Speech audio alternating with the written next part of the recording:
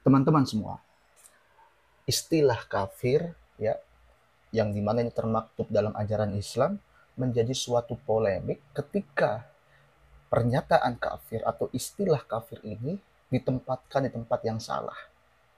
Sehingga banyak di antara kita yang menduga, yang mengartikan bahwa kafir itu hanya sebatas perbedaan agama.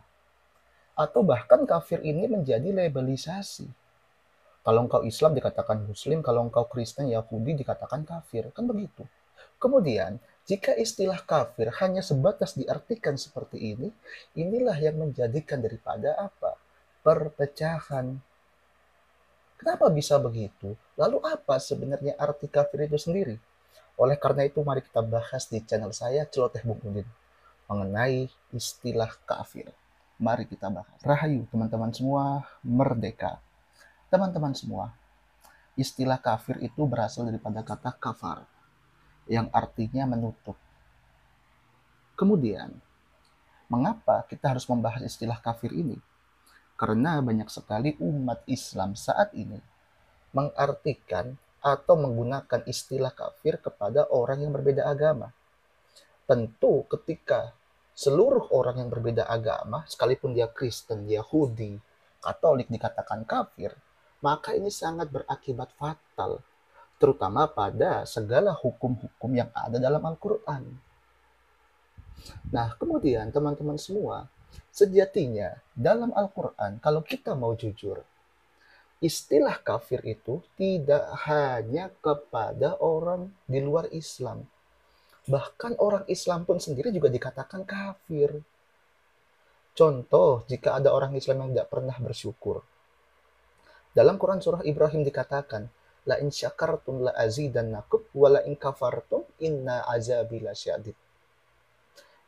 Nah, di sini kafir artinya dia apa? Mengingkari daripada nikmat yang telah Tuhan berikan. Contohnya, umat Islam telah diberikan nikmat berupa akal untuk berpikir. Lalu dia dengan mudahnya menggunakan apa? Taklid buta dalam memahami agama. Nah, itulah orang-orang kafir, mengingkari daripada nikmat-nikmat yang telah Allah berikan. Bahkan teman-teman semua, sebagaimana kemarin ketika Syekh Panji Gumilang menggaungkan ajaran ilahi, ya, mengundang para tokoh-tokoh di luar agama Islam untuk berkunjung ke Al-Zaitun, apa yang didapatkan oleh Syekh Panji Gumilang? Pengkafiran. Nah, ini sungguh ironi. Sedangkan dalam hadis Nabi dikatakan, barang siapa yang menuduh salah satu saudaranya sebagai seorang kafir, maka Tuhan itu akan kembali kepada salah satunya. Kok bisa umat Islam seperti itu, teman-teman semua? Oleh karena itu, mari kita perbaiki lagi terkait istilah-istilah kafir ini, ya. Kemudian, banyak juga yang mengartikan laqad kafarul ladzina qalu Uzair ibnullah. Telah kafirlah mereka, ya, mereka di sini ada orang-orang Yahudi yang menyatakan bahwa apa? Uzair adalah anak Allah. Padahal kalau mau dibahas terkait anak Allah, Nabi Daud pun juga anak Allah. Nabi Adam pun juga anak Allah, kan begitu. Oleh karena itu istilah anak Allah ini haruslah dipahami lebih dalam.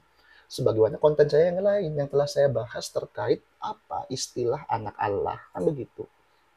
Kemudian, banyak juga umat Islam yang menggunakan istilah kafir untuk orang di luar agama Islam. Laqad kafaral ladzina qalu innallaha masihu benu Maryam. Telah kafirlah mereka yang menyatakan bahwa Allah itu adalah siapa? Isa bin Maryam. Kan begitu. Nah, kemudian daripada dalil tersebut dijadikan sebagai apa? Legitimasi pengkafiran kepada orang Kristen dan orang Katolik. Itu yang terjadi, teman-teman semua. Bahkan ada juga dalam Quran surah Al-Bayyinah, innal ladzina kafaru min ahlil kitab wal musyrikin fi nari jahannam khalidina fiha. Yang dimana dalam ayat tersebut dijelaskan sesungguhnya orang-orang kafir itu siapa? Min artinya sebagian daripada orang ahli kitab. Jika diartikan sebagaimana seluruh orang ahli kitab, maka mohon maaf, efeknya sangat buruk terhadap Al-Quran itu sendiri. Karena Al-Quran pun juga mengakui adanya hukum-hukum Taurat, hukum Injil pun diakui dalam Al-Quran. Bahkan dalam Quran pun dikatakan, di antara mereka juga ada yang beriman, yang setiap malam mereka khusyuk membaca Alkitab, membaca Injil, membaca Bible, dan sebagainya. Ada yang khusyuk di antara mereka, yang mereka tetap memuji-muji Tuhannya, kan begitu. Bahkan kalau dikatakan kafir itu hanya untuk orang di luar Islam, maka banyak hukum yang ada dalam Quran harus dihapuskan. Contoh, teman-teman semua, bahwa saya sebagai seorang Islam, jika ada saudara saya yang Kristen atau Katolik, dia memotong hewan sapi, dalam Quran surah Al-Maidah, saya dibolehkan untuk memakannya, teman-teman semua. Karena itu merupakan daripada potongan yang dipotong oleh orang-orang ahli kitab. Karena mereka juga orang yang menerima kitab daripada Allah, kan begitu. Kemudian, teman-teman semua, jika orang kafir ini adalah siapa? Seluruh umat ahli kitab, maka hukum menikahi perempuan ahli kitab itu harus dihapuskan. Maka siapa yang berwenang untuk menghapus hukum Allah yang ada dalam Al-Quran? Kan nggak ada. Sedangkan ada hukum Allah ya, yang di mana itu berisi suatu seruan untuk memerdekakan budak, tapi mereka berdalih nggak mau menghapuskan perbudakan karena Tuhan pun tidak menghapuskan. Kan sangat jahil seperti ini. Sedangkan ketika ada hukum-hukum yang telah pasti, boleh memakan sesembelihan daripada orang di luar Islam, juga bahkan boleh menikahi orang di luar agama Islam, dilarang. Dikatakan mereka semua telah kafir. Ini kan sungguh ironi, teman-teman semua. Oleh karena itu, mari kita memahami istilah kafir ini lebih dalam.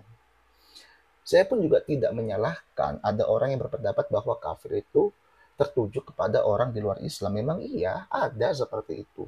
Tetapi jangan lupa juga, di Quran juga disebutkan orang-orang yang beriman sekalipun mereka tidak memeluk agama Islam. Sebagaimana dalam Quran surah Al-Baqarah ayat 62 dan juga Al-Maidah ayat 69.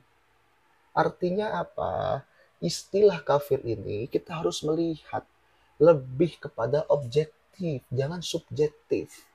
Jangan hanya kamu Muslim, saudaramu orang Kristen, orang Katolik, kamu tuduh sebagai kafir. Tapi harus secara objektif. Bahwa orang Islam pun dianggap kafir ketika mereka tidak menjalankan perintah Allah. Bahkan ketika mereka mengingkari seruan yang telah termaktub dalam Al-Quran. Bahkan orang yang sholat pun dikatakan celaka, kafir. Kan begitu teman-teman semua. Ya, adapun kepada orang di luar agama Islam, mari kita berhusnuzon kepada mereka. Janganlah kalian ini, karena adanya kebencian dalam hati kalian, lalu membenci agama mereka. Jangan. Sekalipun orang Kristen Katolik berbeda syariat, berbeda memaknai konsep ketuhanan dengan orang Islam, ya nggak apa-apa. Itu memang sudah hakikatnya seperti itu, teman-teman semua. Janganlah dipaksakan mereka untuk mengikuti syariat kita, untuk mengikuti pemahaman kita. Jangan. Karena Islam itu tidak bisa diterima dengan kekerasan, tidak bisa diterima dengan ancaman. Apalagi jika Anda menyebarkan Islam dengan apa? Caci maki, menghina sesembahan, menghina praktik ibadah umat agama lain. Gak akan bisa dakwah Islam masuk kepada mereka.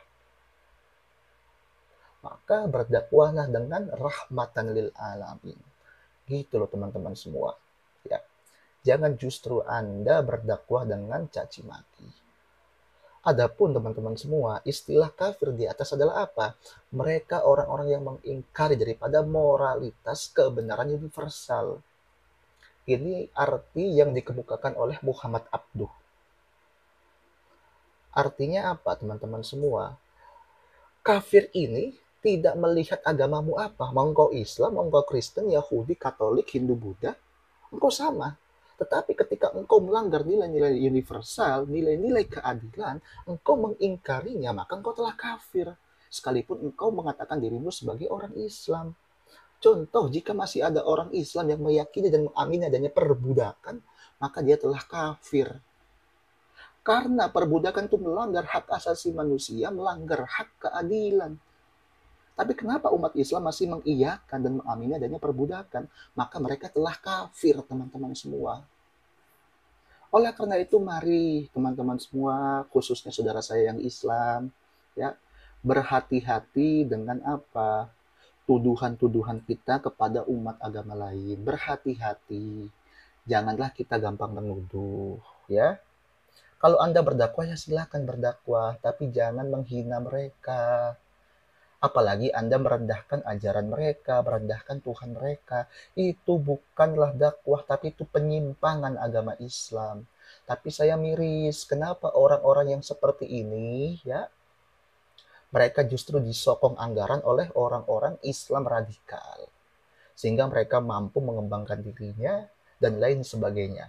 Sedangkan banyak saya lihat konten YouTube juga, orang-orang yang dia bersifat modern, bersifat apa juga, bersifat toleransi sebagaimana Syekh Panji Gumilang. Justru orang-orang seperti Syekh Panji Gumilang dan juga konten kreator yang lain inilah yang mendapatkan stigma buruk, bahkan dicap sebagai orang liberal, sesat, kafir, murtad. Ini sungguh ironi teman-teman semua.